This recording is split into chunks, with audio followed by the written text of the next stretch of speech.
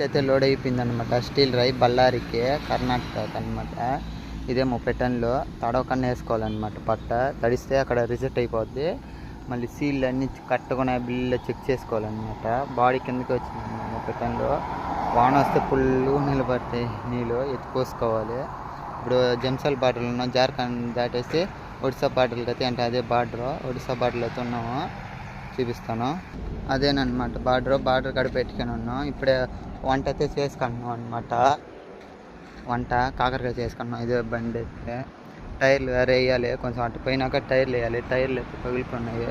ఒక జత అయితే టైర్లు వేయాలి. ఆ వీడియో ఇక్కడ చూపిస్తాను. టైర్లు వేసేది. వంట అయితే కాకరకాయ చేస్తున్నాం అనమాట. చూపిస్తాను.